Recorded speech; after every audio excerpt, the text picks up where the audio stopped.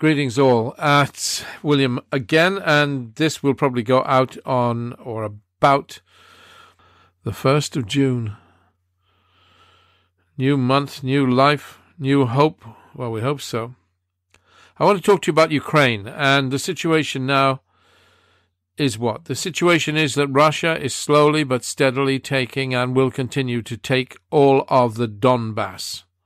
Couple of provinces, the big industrial provinces, the heavily populated east provinces of Ukraine, which have by and large a Russian-speaking population, but not entirely by any means. There's plenty of towns that are not majority Russian-speaking.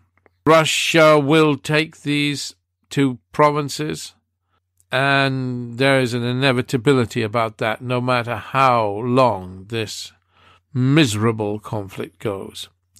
Mariupol is, of course, the port city for the Donbass region, the big industrialized region of eastern Ukraine. And that gives Russia a land bridge, as it were, to Crimea, important for water supply and fresh water supply for Crimea. They have a southern connection from mainland Russia direct to the Crimea, and that is by bridge, of course. The Ukraine war. Well, we know many of the consequences: refugees, misery, unhappiness. It's all there for you to see and me to see. But there are also hidden consequences you are not aware of, perhaps. For example, Marseille, the port city in southern France, which is the great, hub of the crime network throughout Europe, I guess. A fascinating city. Is awash with guns. Well, now, Europe has already and has always been awash with handguns. They're not difficult to get a gun in Europe. Not that difficult to get a gun in the UK, the United Kingdom. Easy peasy lemon squeezy to get a gun in the United States of America. They drop right confetti from the sky.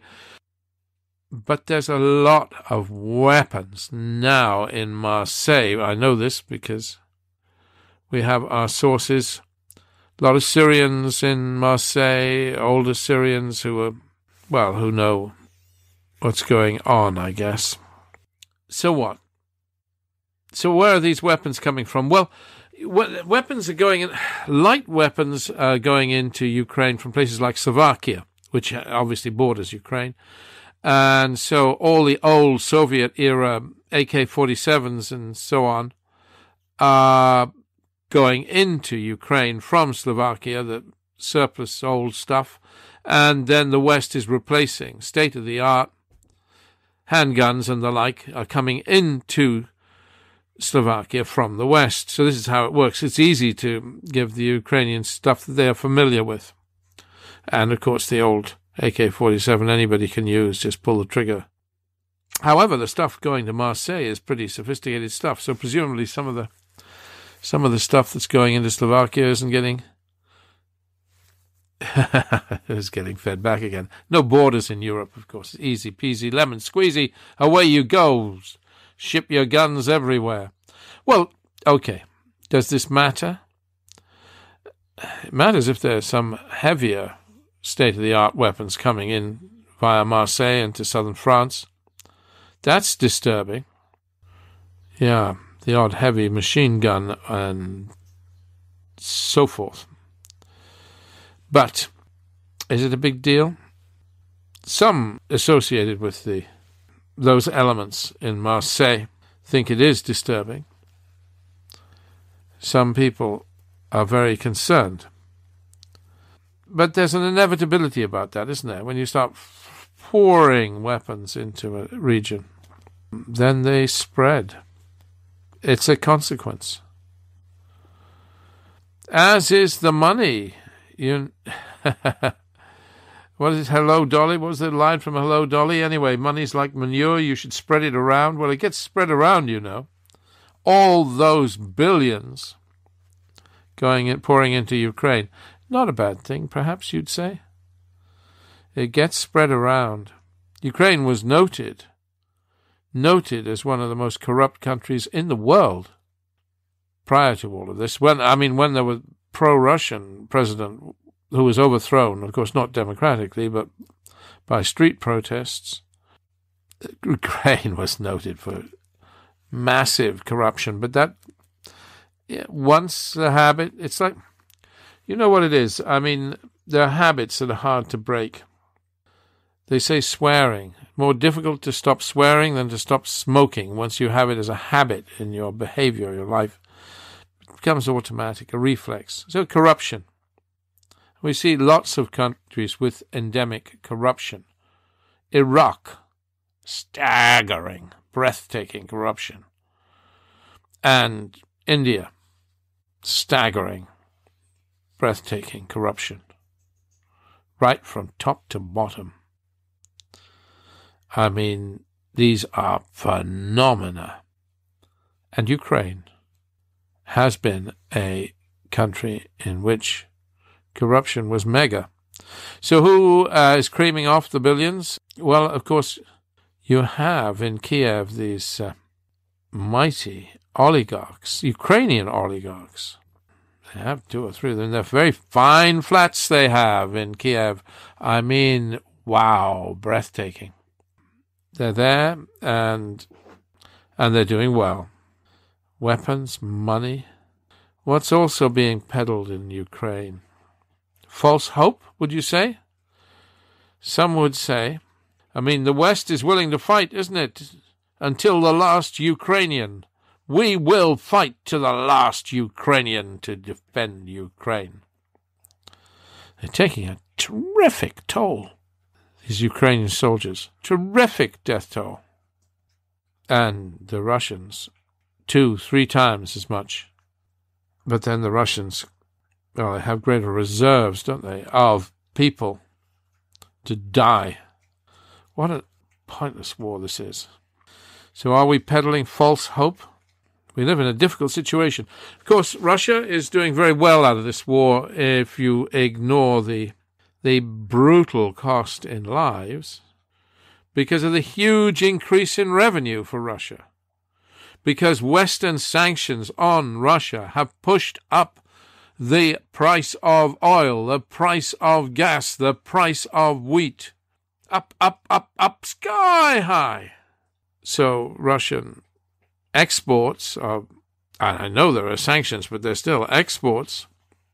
The exports Russia makes are bringing in gargantuan sums of money for Russia now because sanctions has increased their value so much. Interesting, isn't it? And then we have President Biden. I mean, you know the situation, isn't it? His latest pronouncements. President Biden has stated that the U.S. would get involved militarily to defend Taiwan against China. Well, it sends shockwaves through the international community. It promises a much stronger stance by the United States of America towards China than was ever presumed. A bold declaration. Of course, he made the statement in a press conference, and he's historically noted for his errors and gaffes. So you could say that it shouldn't be taken at face value, and it's just hollow, nothing. And indeed, the U.S. Secretary of State for Defense rode back from the president's word, claiming the United States of America was sticking to its one China policy. Its strategically ambiguous position. Strategically ambiguous. What a load of twaddle. I mean, this was while leaders of the Quad met. I always used to think the Quad was where we used to...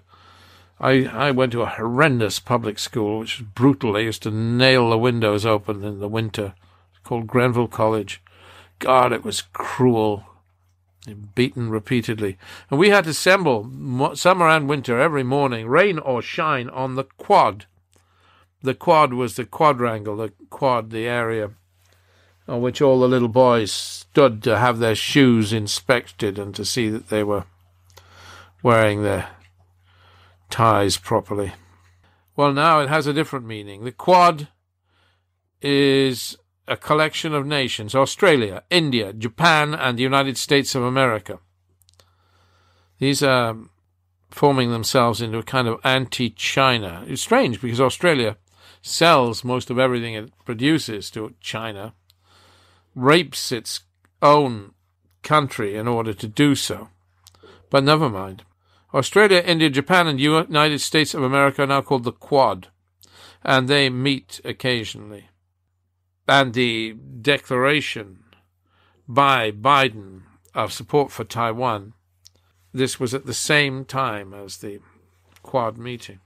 And the consequence is, because this all relates back to Ukraine, the consequence is that immediately Russia and China organize joint military exercises as a show of force to show that a stronger relationship is on the horizon between Russia and China. Dangerous, isn't it, Mr. Biden? Your words have consequences. There's a risk. And Biden will have been advised about this. This is the curious thing. He will have been advised about this. There is a risk of a new power bloc emerging. Russia, China, and then the little satellites: Iran, North Korea, Serbia, Syria, Belarus, Lebanon, Yemen, Afghanistan. Yes. What we're talking about is the overuse of sanctions by the West.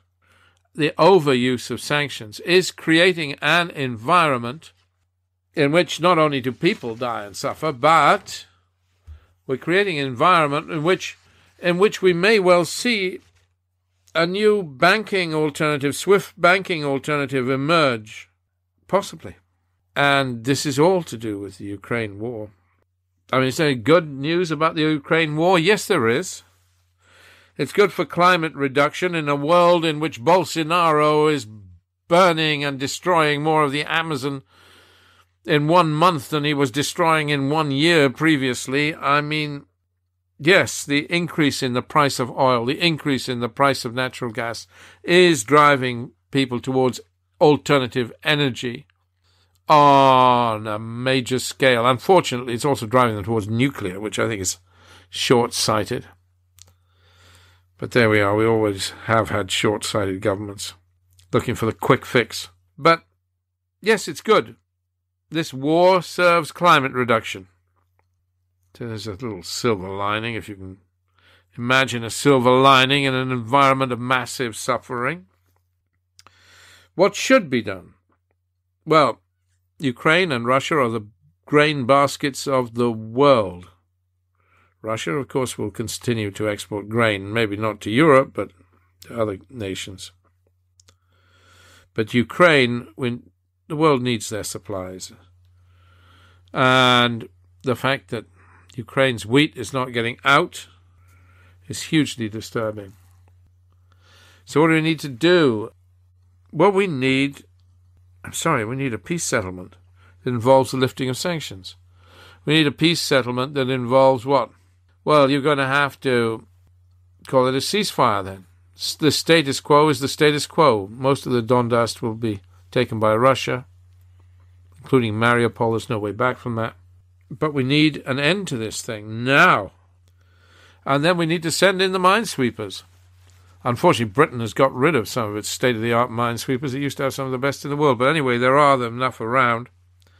Send in the minesweepers, clear the mines, and then bring the grain out in convoys. Because the world needs it. This needs to be done fast. Because there's a new harvest coming. Where are you going to put the new harvest if they haven't got the old harvest out of the grain silos? The old harvest needs to be distributed to Africa, to the world, or starvation will ensue. It's a disturbing time, and desperate times need desperate actions, and Putin, well, the less said the better. But these are desperate times. We're reshaping the world here. We're making a new bipolar world with Russia and China on one side and America and Europe on the other. Fine. It's what we want. Be careful what you wish for. It has consequences. Everything has consequences. There's no such thing as action without reaction. You're going to defeat Russia? Big ask. That's a big ask. And having a chance at it, we did perhaps have a chance at it, but not since Biden's come out against China on Taiwan. That's driven China and Russia together, arm in arm against the West. Everything is dangerous. I guess doing nothing is dangerous. But if you're going to do something, then less of the sanctions that punish people rather than governments. That's the one appeal I would make. Anyhow. So what? So Biden. Is he foolish?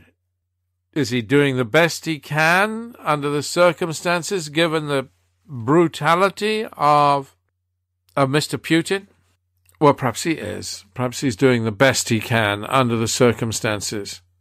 But these are dangerous times, and a word here, a word there creates reactions that will affect all of our futures. I'm sure Biden's a man of good conscience, but we must be careful about sanctions and war when we're dealing with the world's biggest supplier of energy in terms of natural gas to Europe, and the world's biggest supplier of wheat in terms of bread for Africa in Ukraine. We must be careful. Tread carefully, lest we throw out the baby with the bathwater. Are we going to have a better tomorrow? I hope so. I think this war in Ukraine will end ultimately through utter exhaustion on both sides. And then we have a chance at a new beginning and a better tomorrow. Okay, God bless you one and all. Let's hope for a better tomorrow, and I'm sure a better tomorrow is coming. This war will end, if only from exhaustion on all parties. My, what a waste it has been. God bless you one and all.